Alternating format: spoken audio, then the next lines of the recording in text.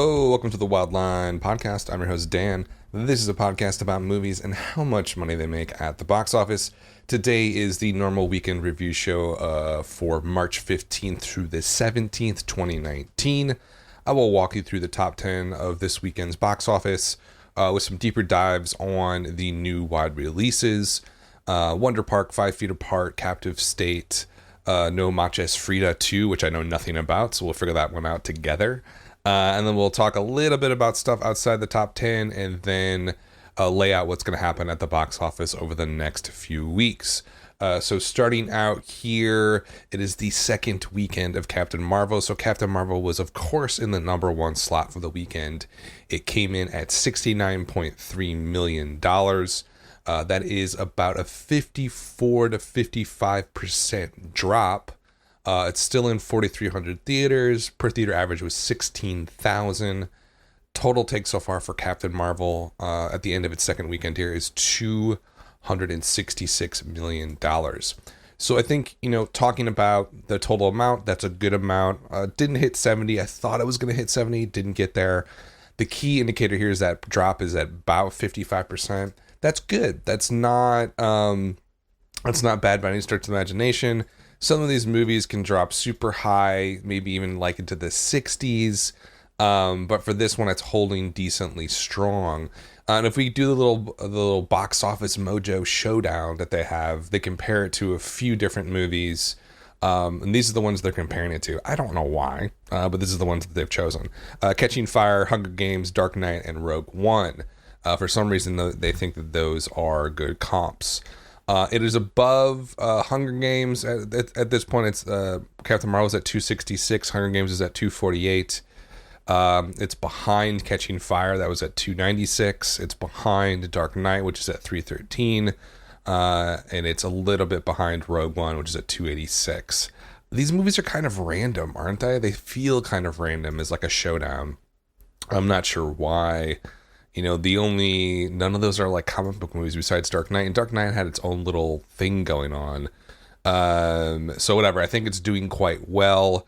I was looking for a drop around this. I think if you were edging closer towards the 60, it would be like, okay, the legs aren't going to be great here.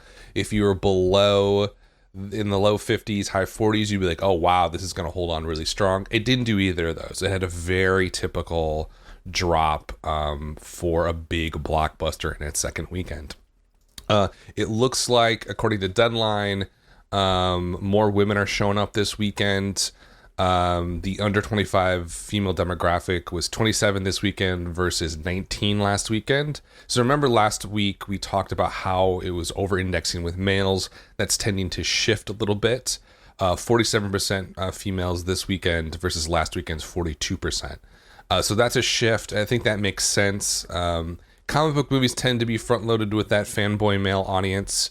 And then for a movie like this, Wonder Woman, another good example, women start to show up second weekend, third weekend, fourth weekend, and kind of keep the legs of these movies going for a long time. So that's actually a very good sign.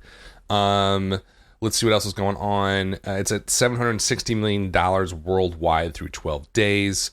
That basically puts it into the profitability realm. Were we ever sort of questioning that here? I don't think so. The total production cost with P&A, which is the marketing budget, is about $300 million. So I think there's nothing but good stuff to say about Captain Marvel. It didn't have a really noteworthy second weekend. It's not bad. It's not super great. It's kind of in line with where we thought it was going to go. The big question for me is, where is this thing going to end up? I do think it's going to break that $400 million mark, I think, pretty easily. I think it's going to end up around 420-ish overall domestically. And then worldwide, it should easily break the billion mark. That's been a big sort of debate point online with people. Is Captain Marvel going to break the $1 billion worldwide mark? I think there's no argument that it's going to miss that mark. I don't see how you would make that argument at all, to be honest with you. It's performing well across the world. It has a steady drops. So yeah, I think $1 billion is a given at this point. And so if you take a step back with that and think about, okay, like Captain Marvel, it's March 2019. We're getting close to the end of the Avengers sort of series and line. Where does this put the comic book movie sort of industry or world in perspective here. Like, where does this slot in? And I think I talked about this a lot last weekend, but I think it's highlighted by the steady performance of this movie that MCU can take any character that they want, put a good director behind it, a good lead, and put it through their factory, and it's going to be, $100 million, $200 million profit movie. Will that change after the new Avengers? I'm skeptical that it will change. I've always been someone who has been, I think, highly critical of MCU and the comic book movie world in general, just because I think from the creative side of me is sort of underwhelmed by a lot of the movies. But I think the more business financial side is like, these things print money. They're super steady. The consistency that MCU and Disney has shown with MCU is it's unbelievable to me. It is so abnormal and unique how well they've been able to produce these top line, top shelf blockbuster films that do well. I don't remember anything like this since I've been following the box office at all. So it's a very unique and interesting moment. And I do think it's just going to continue on and chug along. We'll see a Captain Marvel 2. We'll see a Black Panther 2. There's some debate. Someone was saying, I don't know who it was. I don't know if it was Kevin Feige or somebody who was saying that Captain Marvel might be the flagship of the new MCU. I don't know. I don't know where that came from.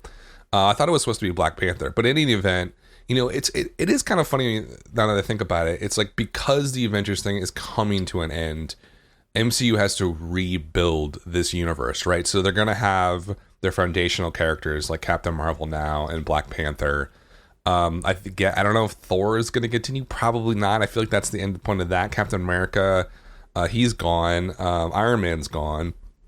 And so, and they haven't really announced what the next crop of films is going to look like. There's like 12 scheduled through like 2024 or something.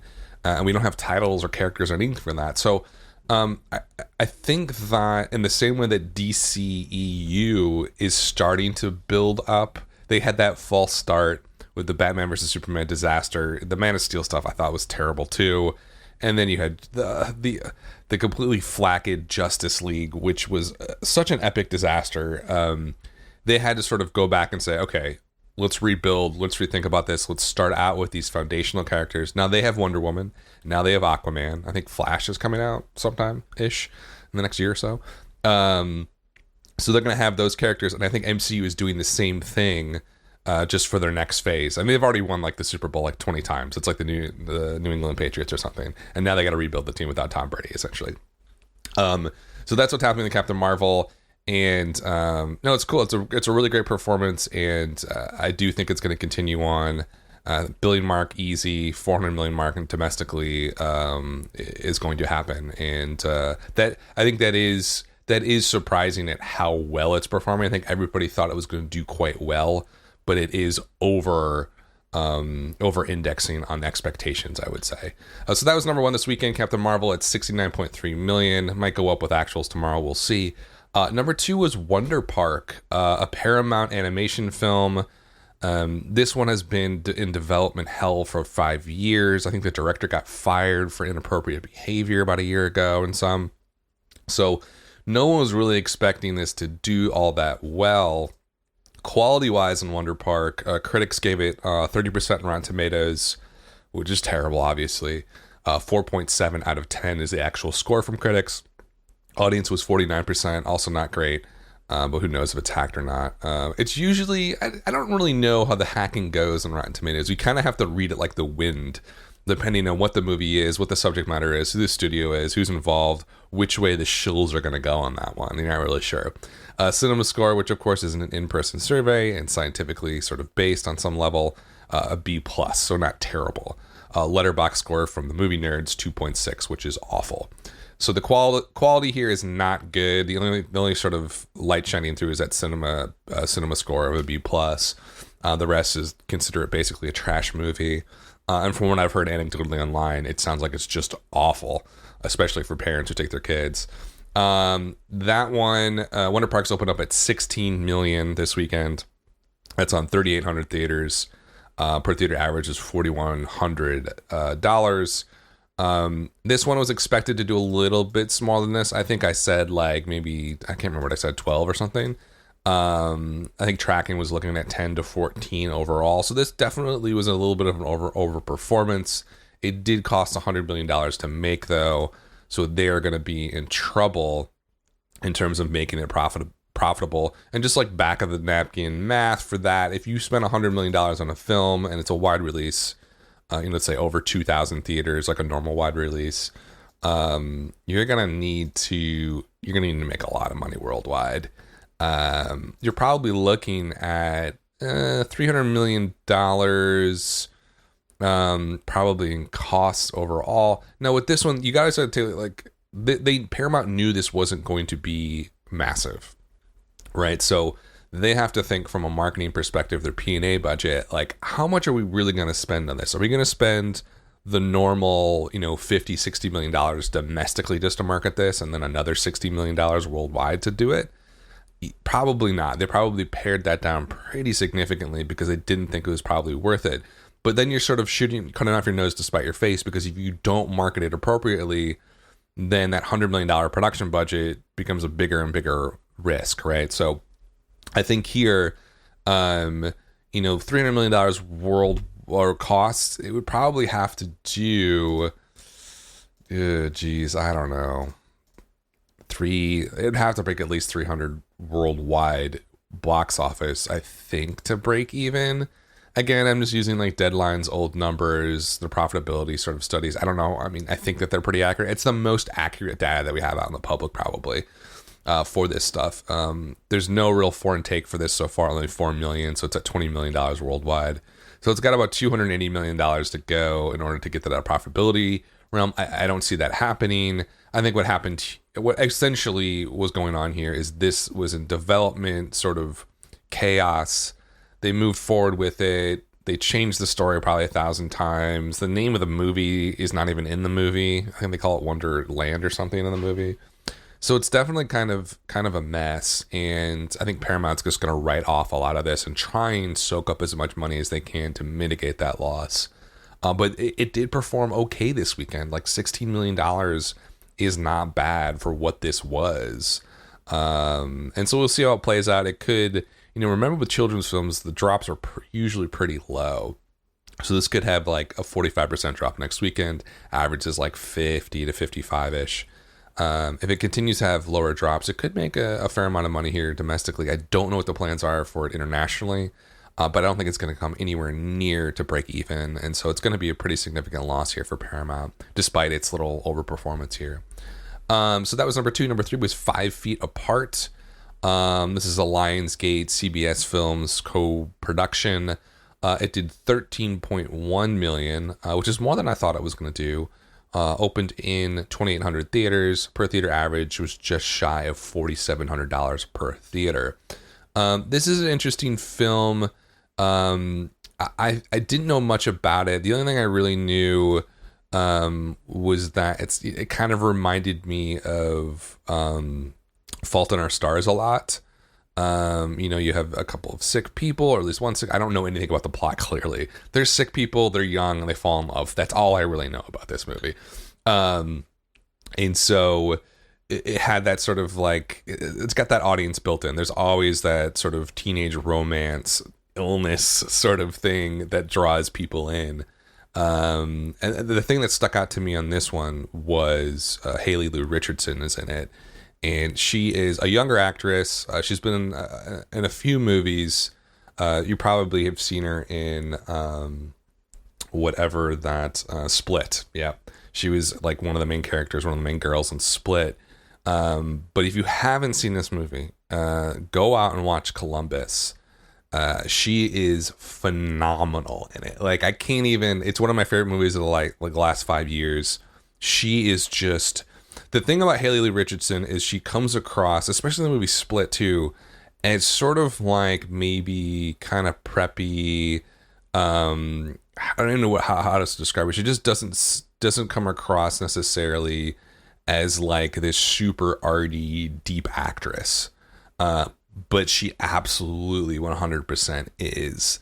And if you see Columbus, you will see what she can do on screen. It was just go and see that movie. But she was in this, so that's kind of like a cool, the thing that sort of drew me to it a little bit. I haven't seen it yet. I don't think I'll probably see it on HBO when it comes out. Its overall performance here is not bad. And it's an interesting movie because I think like A Fault in Your Stars, it has a built-in fan base for it, but the critics probably didn't like it. Rotten Tomatoes score is 52% for 5 Feet Apart, 5.7 out of 10, so terrible. Audience score, though, was an 82% on Rotten Tomatoes. Like, this is, I love these movies where it's like, you have this core audience, they go see it, they love it, doesn't matter, like, the actual artistic quality doesn't matter all that much to them, it just matters that they're going to see this on the big screen. 82% Rotten Tomatoes score for audience, A cinema score, which is really good. Movie nerds on Letterboxd give it a 2.7, which is terrible. So really, but that like totally makes sense, right? Because like intellectuals and film critics and people who like study art criticism are going to hate a movie like this because it's probably maudlin and over emotional and it pulls at your heartstrings too much. And they see that and they're like, ugh, gross. But like the people who are into this, and I want to say it was probably a book, I'm just guessing. The people, that built-in audience, they got what they wanted out of it. They got a romance, they got some sort of tragedy, all that kind of stuff, young love. They got what they wanted out of it. They don't really care that their emotional strings are being pulled. They're not relating this film to the rest of the cinema out there, right? That's not what it's about to them. But film critics and film nerds, that's what they automatically do. Right, when they watch a movie, it's like, how does this relate to the 100 other movies I've watched over the last year or whatever, or all the movies I've ever seen in my entire lifetime? The audience for this doesn't necessarily care all that much about that. They went in for a very specific reason, and they got fulfilled. And so that's why you see that discrepancy between the critics and the audience for this one. Deadline does a good sort of rundown of how this compares to other sort of youth romance films. Everything did 11.7. Love, Simon did 11.8. Edge of 17 did 4.8. The Duff did 10.8. So it's better than all of those. So it's definitely a good performance. This is what really struck me is how little this movie cost to make. $7 million production budget, which is tiny. That's like a Blumhouse micro budget film. Only $12 million on the P&A, prints and advertising, essentially just call it marketing. $12 million aimed at females 13 to 34. That's really, this thing is going to make money, right? And I think that's the surprising thing to me, because it's like, whenever I'm thinking about wide release films, and especially smaller ones, I always say this as like a refrain of the podcast. It's like, how do these movies fit in anymore? And my refrain is usually like, well, they kind of don't. Like, put it on Netflix, put it on Hulu, put it on Amazon Prime. That makes more sense for a movie like this. But in this case, because the costs were kept so low, and Blumhouse is amazing at this too, because the production cost is so low, because they didn't overmarket this thing and they like zeroed in on the right demographic, this thing is going to make money almost instantaneously. It's going to be profitable. And so that, this is kind of a good model for doing smaller films. It's like that hyper targeted marketing and just keep the production budget at like tiny. $7 million for a wide release film is insane, right? Like Wonder Park was $100 million. I mean, guess what? Like Captain Marvel, the production budget, not even marketing, was, I don't know, 150 at least, probably. So it's kind of funny to see. It's like seeing, if you go to a car lot, it's like seeing a Toyota Corolla right next to a Lamborghini. Like, that's what the box office is like these days. It's just such a discrepancy between how much money they're spending to make these products, but they're sort of presented as similar products, right? 71% of the crowd was women. That makes sense for 5 Feet Apart. 45% was under 25. 22% was over 25. So this like way over indexed on women, like way over indexed, and way over indexed on under 25s per normal audience. Always A cinema score, but A+ for those under 18. So that's a really it's an awesome performance for this movie, because it proves that there is a place for smaller films as long as you hyper target to your demographic. If you do that, you can make money. Now, if you try to do like a bland 4-quad movie for $10 million and then, try and market it for $20 million, it's probably not going to work, because if you try to be everything to everyone, that message is going to get lost. It's going to be muted.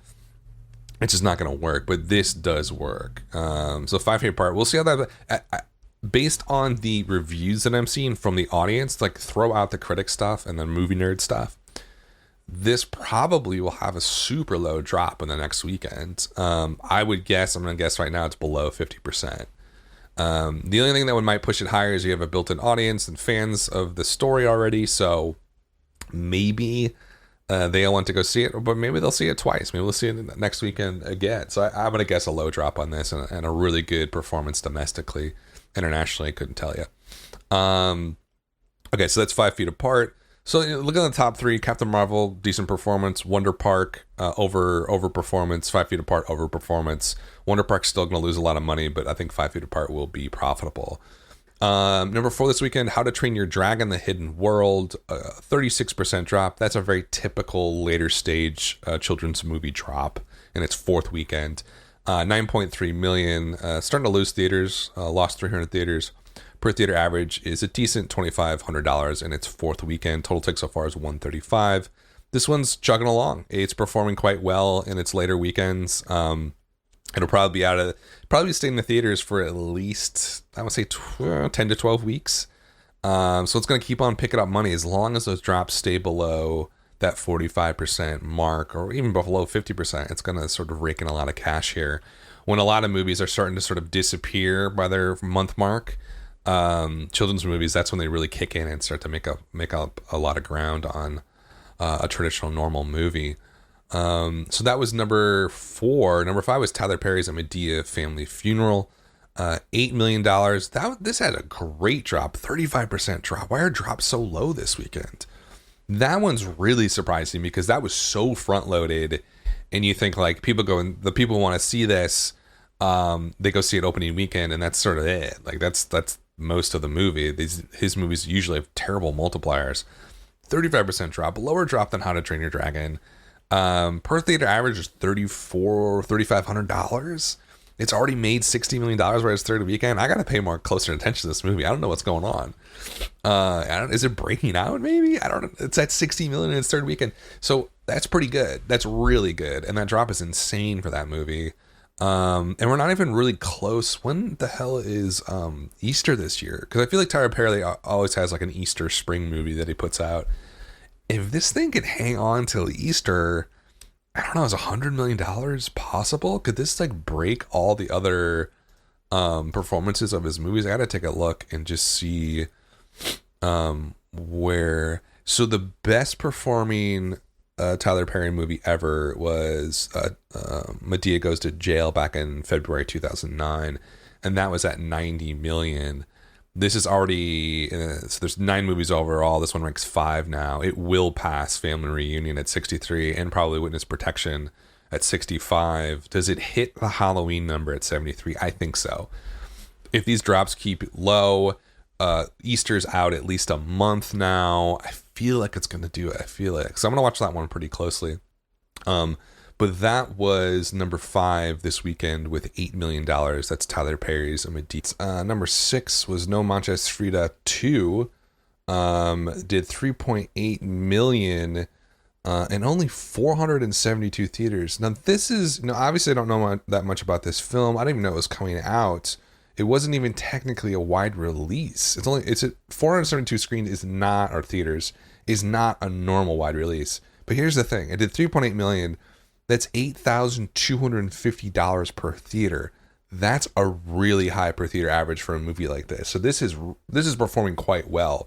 And what confuses me too is there's no cinema score. There's no Rotten Tomato meter on this, which means no critics have seen it. There's no audience score. So maybe this is like a preview screening or something. It must be something like that.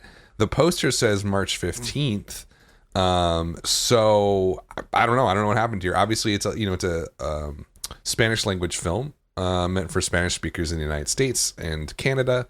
It is from, I think it's Pantaleon, Studios, maybe. They put out a couple movies like this. They put out that one with Anna Faris, I believe, last year, Overboard. So this is a really cool performance. Like, that's kind of outrageous. From nowhere, I've seen no marketing. I'm probably not the target demographic, but like, it doesn't matter. I'm always following this stuff, so I usually have a good handle of what's coming out. Had no clue on this one, and it's performed quite well. And I'm kind of just shocked that there's no buzz about it. There's no reviews of it. It's just bizarre, to be honest with you. So we'll see where this one goes. If it expands a bit, it might be front loaded because it's so hyper targeted. But like, how hyper targeted is this a Spanish language film in the United States? Like, a lot of people speak Spanish, so maybe it breaks out a bit. I'm not sure. So I'll keep my eye on No Manches Frida 2. And we'll see where it goes over the next few weeks. Kind of cool little performance there. Number 7 was a new movie, Captive State, from Focus Features. This one was a bomb. 3.1 million in its opening weekend. It was in 2,500 theaters. Its per theater average on its opening weekend, $1,200. That's a debacle. Quality wise, it's a total shit show. Rotten Tomatoes score 47%. 5.4 out of 10 was the actual score from critics. So not a good movie. Audience score 43%. Cinema score C-. That is the kiss of death. Movie Nerds on Letterboxd gave it 2.7 out of 5. Also not good. 2 stars on Post Track as well. So kind of like, this movie got dumped. We talked about it last week. There's been very little marketing. They have not supported the film really at all. 60% of the audience was men. Makes sense. Over 25 was 62. That's kind of like a normal movie. There's not much to say about this one besides the fact that like we knew it was going to bomb. It bombed, and it bombed really significantly. So like, and the way you sort of figure that out is, you know, what's the difference between like 5 Feet Apart and Captive State? They opened up in essentially the same amount of theaters, pretty close, 2,500, 2,800, not too far apart. The key always when you're looking at box office, to me at least, and how I always analyze it, is that per theater average. It's in a set number of theaters. Now, there's a lot of variance, though, when you're looking at, okay, when we say a theater, what do we really mean? The real question is, how many screens is it on? How many show times? And unfortunately, we don't have that data readily available. We just know that it's playing at the, you know, the Marcus Majestic or whatever. That's one theater, right? And so, when you're comparing movies like this, 5 Feet Apart to Captive State, open on similar amount of theaters, it's always that per theater average that tells the real story. 5 Feet Apart did essentially $4,700 per theater, while Captive State did $1,200. Any variance in per theater average is extrapolated out in the thousands of theaters that it plays in. So that's where you really see the nuance of performance in these movies. And I wish I had access to better data and more data, but this is what's publicly available, so it's what we kind of have to work with. And so that's the difference. That, you know, the $3,000, $3,400 difference in per theater average leads to a $10 million difference between these two movies, and a completely different story in terms of the back end financials. Captive State is a loss. It will not make any money. It'll be a loss for Focus Features. 5 Feet Apart will make money. It'll be profitable, and that the difference couldn't be more stark than that. And so, and how did that happen? There's no built-in audience for Captive State. People don't know what it is. They knew what 5 Feet Apart was. Totally different genres, of course. Wasn't really hyper targeted at all to any. Like, who's going to go see Captive State? I would say like maybe males under 25, but because they don't know what it is and there's no proven IP behind it, it's hard to get people, especially younger people, to show up. So you would have to spend tens upon, you know, maybe $30-40 million just to market it domestically in the US and Canada. The problem is Focus Features knows Captive State's a terrible movie, so they're not going to do that. So it becomes kind of like a death spiral, where it's like they know the movie's not good enough, so they're not going to market it. If they don't market it, then it's certainly not going to make enough money to be profitable. And that's sort of what's happening in Captive State. It's just one of those sort of DOA movies. It never had a chance. Just never had a chance to do well. And maybe rightly so, because it's a terrible movie. But that being said, there's so many terrible movies that make a lot of money. So that's not... The quality of the film often has no sort of bearing on how much money it makes. So that was number 7, Captive State. Number 8 was Lego Movie 2, the second part, 2.1 million, 45% drop. it just cleared $100 million. I do not get the performance of this movie. It doesn't make any sense to me. And I was the one who was super negative about the two offshoot movies. And I was like, this is going to hurt the franchise. Like, it's too much. It's too much Lego Movie. But in the back of my head, I was just being my cynical, like, anti things people love person, right? Like, and that's why I get like negative on like MCU and stuff like that. Like, I'm always like looking for it to fail a little bit, just so I can be proven right. And with this one, I was like, there was no part of my cynical, skeptical self that thought that Lego Movie 2 was going to struggle to hit $100 million in its sixth weekend. So I don't know. Warner Brothers has to really figure this one out. I don't know what they're going to do. I would continue to make Lego movies, but they have to be, it can't just be Lego Movie. Now it has to be something really, not edgy, but like hypey. It has to really hook parents in and kids in. And that's hard to do, to get those two groups of people really excited about a movie. But the Lego franchise is not going to go away. It needs the old reboot, just like they're doing with Transformers and the Bumblebee. Like, it needs a different angle to take in order to get people re-engaged with that cinematic universe. Okay, so that was number 8. Number 9, Alita Battle Angel. Why am I talking about this movie? 1.9 million. 41% drop, which is okay. It's made $81 million so far. Like I said last weekend, this one's a massive loss for Fox, probably $100 million write-off at least. I don't think we're going to see a second one ever. Number 10 was Green Book, still riding on that Oscar wave. 1.3 million, 49% drop. They're starting to cut theaters now. It lost about 800 theaters this weekend. Per theater average is below $1,000 per theater, so this is definitely on its way out. But what an amazing run for this movie. Say what you want about the quality and the subject matter and the controversy, but $275 million worldwide for a movie like Green Book is outrageous. And it's one that, like, I think I misread so many different times, because when I was looking at it, and I just talked about hyper obsessing about per theater average, that's what I was doing with this movie, and I didn't see the other sort of underlying story that, like, it was picking up awards. It had that awards momentum. When it won the Golden Globes, I was like, whatever, that was a mistake. Then it won the Oscar for Best Picture, and it just became, I still can't believe it won the Oscar. I just like realized that. It's like, I'm going to see that movie now as the Best Picture winner for 2018. I'm going to be like, what happened? It's like Crash all over again. It's just so bizarre. And I misread it, because it's one of those movies that, you know, it came out 18 weeks ago. When it first started, I was like, this thing it doesn't have enough fuel to get up and like really break out. It's not going to make it.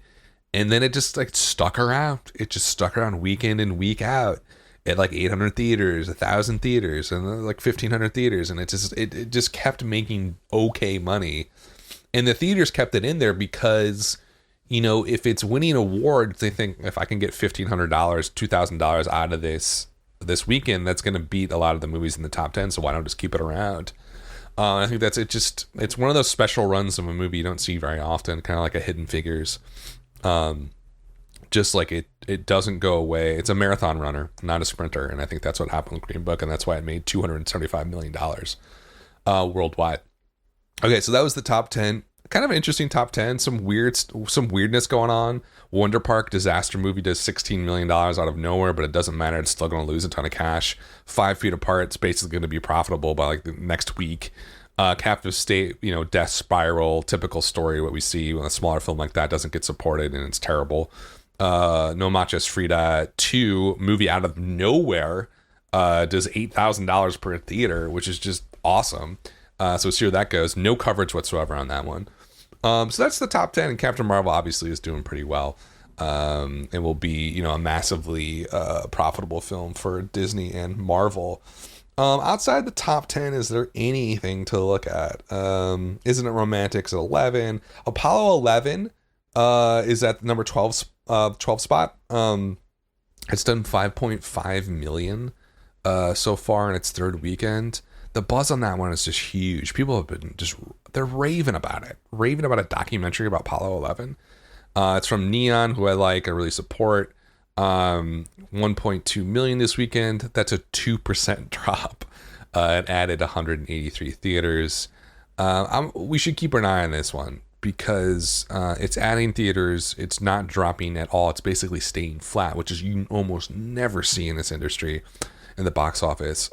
Per theater average isn't super high though. It's only at 2,000. But maybe it's kind of like a Green Book where it's going to stick around for 2-3 months easily and just keep making money. Definitely possible. What else? Fighting with My Family didn't break out. Upside is past $100 million. What Men Wants at 53. Greta is only at 10. Not a good performance. Focus Features, 2 sort of big misses here recently. Let's see. Anything else? Happy Death Day to You. God, I talk about it every weekend. I just don't get it. I don't get. It's not going to make $30 million, and that was. It should have made $30. It should have made $30 million by this Sunday of its first opening weekend. So I don't know. Just a big miss on that one. I don't know what happened there. Bohemian Rhapsody still out there, but Star is Born still out there, both at 215. Ralph Breaks the Internet at 200 million. Mary Poppins Returns still sticking around at $171 million. And that's mostly it. There's some really tiny films that I don't really want to talk about. And that's sort of the box office for this weekend. Let's take a little gander at what's coming out over the next couple of weeks here. So next weekend is going to be, I think, going to be massive for us. Jordan Peele's new horror thriller. I don't know what you would call it. From Universal. Is this a Blum? It's got to be a Blumhouse co-production. I think yeah. So it is. It's Blumhouse Productions being distributed by Universal. That's just the relationship that they have. The South by Southwest buzz on this was massive. $20 million production budget. So I heard this story was he took a lot smaller production budget so he could retain total creative control here, which is probably a smart move on his part, and Universal and Blumhouse. That's a really big production budget for Blumhouse. They don't spend a lot of money. Their average is about $5 million for a movie. So they spent a lot more on this one. I think, tracking wise on us, it's going to be massive. It's going to be huge. We all know this. Tracking wise, getting specific, it was looking, I think the last time I checked, like 45-ish, $50 million. That seems very low to me for this. The hype is massive, but I don't know if that's like film Twitter hype, like people at South by Southwest posting. It's hard to tell, like in this insulated world, if it's super hyped there, if that's going to translate out to like people in Omaha or like Spokane, Washington. Like, is it really going to be a hit in all these places across the country? I think so. I think the hype is sort of transcending the little insular world of film nerds. And I expect an opening around, I think the basement for the opening is about 60 million. I do think it's going to be that big. I expect it to be like 65 to 70 on into the Halloween last October. Did that 76 million, I think. So I think that's the range to me, like 60 to 70, 60 to 80 essentially, I think is a good spot. I think if I had to like gun to my head, make a choice, I would probably say like 71, 72 million. Which is just outrageous. It's outrageous how well it's going to do and how different of a run it's going to be than Get Out. I feel like Get Out was that sleeper hit, came out March 2017, I think. It just did so well and it never went away, and it just like it had one of those famous runs where it was the marathon run, and Us is going to be different. Us is going to pop off immediately. And then I don't think it's going to fade that rapidly, but it's not going to have a Get Out run. So I think it's going to make a lot of its money in the first 3 weeks and then kind of dissipate there. But yeah, I'm expecting about $72 million opening on that. I could be totally wrong, but that's what I'm going to go with. Anything else? Hotel Mumbai from Bleecker Street, Sunset from Sony Classics. And then the 29th, Dumbo, which I was not super stoked on it doing well. I get the feeling it's going to do really well now for some reason. I don't know why. It just feels like I can feel the buzz in the air with it a little bit. I haven't seen reviews for it at all, but I think Dumbo is going to do quite well on the 29th of March. And then Unplanned from Pure Flix sounds like a Christian movie about pregnancy. I think that's probably a good educated guess. That'll probably do okay. Those movies tend to have, There was that singing one that came out last year that did really well, from Pure Flix. I'm not sure how well this one's going to do, but they always have a built-in audience. And then we get into April, and I'll just talk briefly about that. Best of Enemies is coming out, STX, on April 5th. That one, I don't know how it's going to do. It's kind of like a historical drama about race. Maybe it does okay from STX. Pet Sematary played this weekend at South by Southwest, and the buzz is all over the place. Some people are just ecstatic, but like they're so ecstatic that you're like, are you shilling right now? Because you sound like a shill. And so I don't know how to read Pet Sematary at all. In terms of its performance, remember, Us comes out next weekend, so I only got 2 weekends until we hit Pet Sematary. Horror films can do well back to back, but I do think a lot of the edge is going to be taken off of Pet Sematary, which comes out on April 5th. And then also Shazam comes out on April 5th. That's a really big... April is usually a quieter month, but this year that's not the case at all. So you have Best of Enemies, Pet Sematary, and Shazam all coming out on the 5th. I think, I don't know how Shazam's going to do. I have no clue anything about that performance. I've heard a lot of good things from the trailer and some early reviews, but we'll see how that plays out. And then on the 12th, you have After, Hellboy, Little, Missing Link, all wide releases. I don't know much about a lot of those. It's Hellboy. And then Curse of La Llorona. So that one I think played at South by Southwest as well. Apparently it's connected to the Conjuring universe, which makes sense because this is a Warner Brothers New Line movie. And the Conjuring cinematic universe is now like the thing. We have like Annabelle, The Nun, and all the Conjuring movies, which is kind of cool to see. And now we have La Llorona. I really want to see that one because it's going to be fun. And that's it for the next few weeks, and then we start getting into the Avengers Endgame territory. But yeah, that's it, folks. So it's going to be exciting next week with Us opening. So I'll definitely do a show on Sunday to walk through its performance, and maybe I'll do a preview show. Who knows if I feel up for it. In any event, thanks for listening, guys. This has been the Wildline Podcast.